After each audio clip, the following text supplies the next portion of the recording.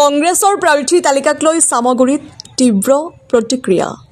আগন্তুক বিধানসভা নিৰ্বাচনক লক্ষ্য কৰি ভাৰতীয় জাতীয় কংগ্ৰেছ দলে ৪২টা সমষ্টিৰ বাবে নিজৰ প্ৰাৰ্থী তালিকা প্ৰকাশ কৰিছে।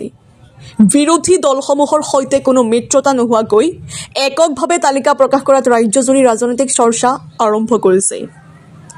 সামগুৰি বিধানসভা সমষ্টিত প্ৰাক্তন মন্ত্ৰী ৰকিবুল হুছেইনৰ পুত্ৰ তানজিল হুছেইনক প্ৰাৰ্থী হিচাপে বাছনি কৰাৰ লগে লগে ভোটাৰ ৰাইজৰ মাজত বিৰূপ প্ৰতিক্ৰিয়া দেখা গৈছে।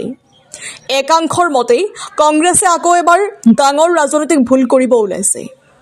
সূত্ৰ অনুসৰি কংগ্ৰেছ কৰ্মীয়ে দল ত্যাগ কৰি অল ইণ্ডিয়া ইউনাইটেড ডেমক্ৰেটিক ফ্ৰণ্টত যোগদান কৰাৰ সম্ভাৱনা আছে। স্থানীয় মহলৰ মতে সংখ্যালঘু সমস্যাক লৈ দৃঢ়ভাৱে মাত মাতিব পৰা নেতা প্ৰাক্তন বিধায়ক আব্দুল আজিজক আগবঢ়ালে ৰাজনৈতিক সমীকৰণ সলনি হ'ব পাৰে।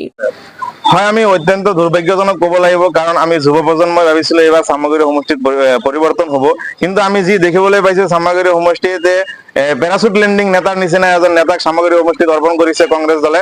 গতিকে আমি আজি কালিৰ পৰা আমি বৰ্জন কৰিছো। এইবাৰ সামগুৰি সমষ্টিত আমি আগতে যি পৈতৃক সম্পত্তি আছিলে এই সামগুৰি সমষ্টি, সেইটো আমি আগতে উপ নিৰ্বাচনত বৰ্জন কৰিছিলো। এতিয়া এইবাৰ আমাৰ যি জেনেৰেল ইলেকশ্যন হ'ব গৈ আছে, তাতো আমি কংগ্ৰেছক এইবাৰ বৰ্জন কৰিম সামগুৰি সমষ্টিৰ পৰা। যেহেতু আপোনাৰ কংগ্ৰেছৰ পাৰ্টি পৰৱৰ্তী আপোনালোকে চিন্তা কি কৰিম? আমি পৰৱৰ্তী বিকল্প চিন্তা আমি কৰি ৰাখিছো। চাওক, এতিয়া আমাৰ সমষ্টিৰ যিবিলাক সমস্যা আছে, এই সমস্যাখিনি সকলো সমস্যাখিনি যোনে অৱগত হয়, যোন মানুহক আমি এই কথাখিনি আমি শিকাই দিব নালাগিব।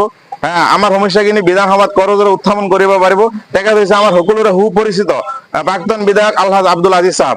তেখেত AIDF-ৰ পৰা টিকেট পোৱাটো 100% নিশ্চিত হৈছে বুলি আমি ইতিমধ্যে গম পাইছো।